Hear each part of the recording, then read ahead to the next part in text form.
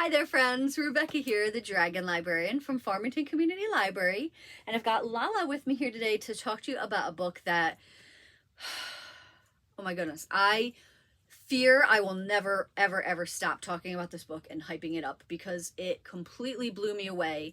I love it so much. It is, as of right now, my favorite read of the year. Now, it's July. We've got a lot of months left until the end of the year, so maybe that will change. But as of right now, I love this book so much. I just want everybody else to read it and talk about it with me because it is absolutely fantastic. The book is Atmosphere by Taylor Jenkins Reid. Now, I want to preface this by saying that Taylor Jenkins Reid has quite a following. Like, there are people who absolutely adore her books. And I would not normally consider myself one of those people. Like, for me, I like her as an author, but she's kind of hit or miss for me. There are some of her books I really enjoy, and then there's other ones I just haven't been able to get into. Daisy Jones and the Six, for example. I know everybody loves that book so much. I could not get into it. I don't know if it was the way the story was told or just the characters. I don't know what it was, but I couldn't get into it. Now, Seven Husbands of Evelyn Hugo, loved that. One of the best books ever, in my opinion. So like I said, some of her books I'm like, oh my gosh, they're great. And then other ones I'm like, whatever. So I'm unbiased saying that going into this. I'm not a diehard fan. I'm not somebody that will like defend her works even if they're not very good. So I was like, all right, I will give this one a shot because I wasn't sure what to think about it when I first heard about it. But then when I read what it was about, I was like, all right, I want to read this. This sounds really interesting. And I just want to tell you, like I said, best book of the year so far. I love this book so much, and I think you will too. I think everyone that reads it is going to absolutely adore this book, whether or not you are a fan of her, if you have read her works before, or even if you're someone who's like, I don't like her books at all. I think you will like this book. It's absolutely incredible. All right, so what is it about? So it is set in the 80s, the 1980s, and has to do with NASA and the space shuttle program, okay? So our main character, Joan, which just first of all, look at this cover. Tell me this is not just the coolest freaking cover you have ever seen. I absolutely love it. Oh, and also, if this means anything to you, it is also a Good Morning America book club pick. So there you go, if that's something that you care about. So Joan is our main character here. It's the early 80s. She is a physics and astronomy professor. She thinks her life is pretty great. She spends her time teaching. She spends her off time looking after her niece, Frances, who she absolutely loves.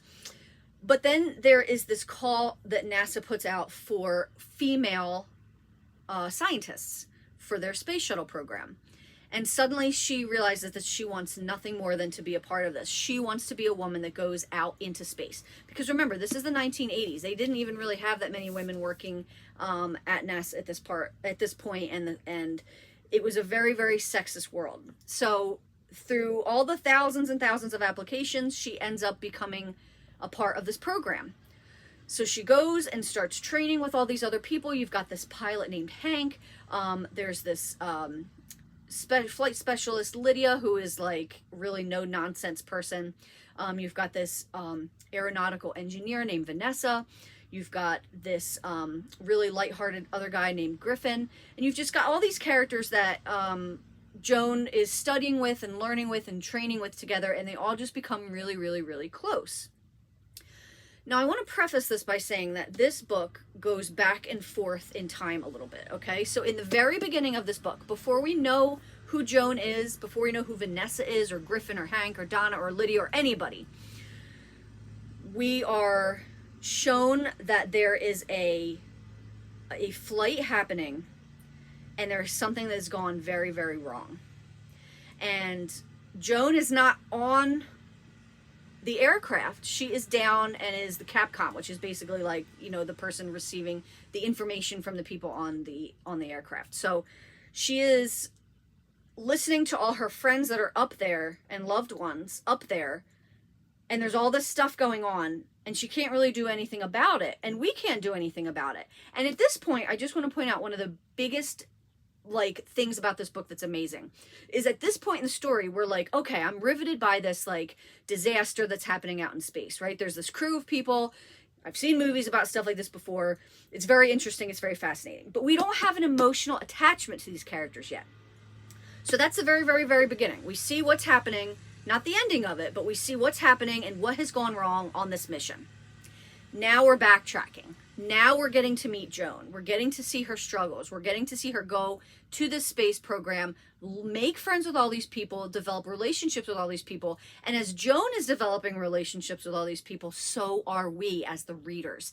And that just absolutely is incredible to me, because whereas in the beginning of this book you didn't really care about who these people were, now you're like, oh my god, I love this character, I love Griffin, or I love Lydia, or I love Hank, and you're like, oh my gosh, what's gonna happen to these characters? And you're just flying through the book, because even though it goes back and forth between really tense like mission struggles that are going on, you're also learning about these relationships through these characters, all the struggles that Joan and Vanessa and Lydia have to deal with being women in this program in the 80s.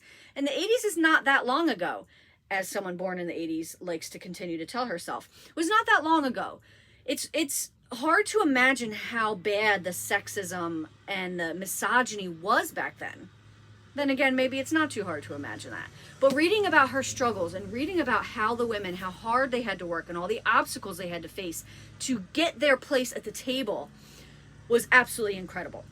Now, it says on the top of the cover, Atmosphere, a love story. Because yes, this is a love story.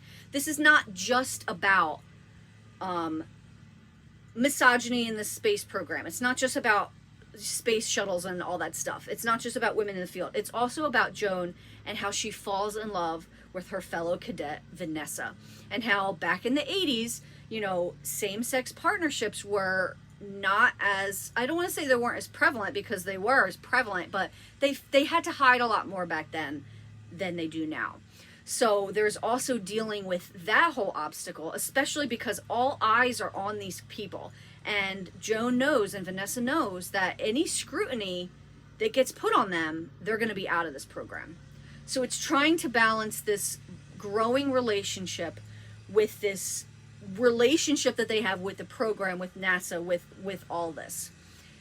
So now that adds an even bigger thrill and intensity to the story, as now you're like, okay, it's not only just Joan listening to her friends out there in space, but her loved one, Vanessa, as well, and having to deal with that. This book, it's not even that long. Like, as you can see, this is not a really long book, but it brings so much to the table in terms of a really powerful story. It's got a really, really beautiful, beautiful conversations about spirituality and about logic and emotion. It's got beautiful friendships. It's got one of the most spectacular love stories I have ever read in my life. And I learned so much about not just NASA and space programs and stuff, but like what it was like for women in these programs back in the 80s. And I'm just telling you, the writing in this book, it blew me away. Everything about this book, the writing, the characters, the story, the way the story is told, the dialogue, everything about this book, hands down, absolutely incredible. So like I said before, if you are a fan of Taylor Jenkins Reid's and you already love her writing, boom, I think you're going to be on board with it. If you've never read anything by her before, you're still going to love it. If you've read stuff by her before and you didn't care for it, still going to love it. Because like I said, there's been books of hers that I had to not finish because I didn't care for them. This book is everything.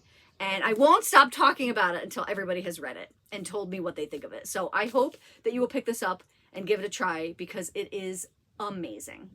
Atmosphere. Well, that's what we've got for you guys today. I hope this book sounds as amazing as I found it to be. I hope that it's something that you really want to check out and read. It is out and available now, so you can pick it up at Farmington Community Library if you would like. And also, thank you so very much for watching, friends. If you have read this book already, or if you're going to read this book, please tell me in the comments what you think of it, because I would love to hear it. I hope you have a wonderful rest of the day, my friends.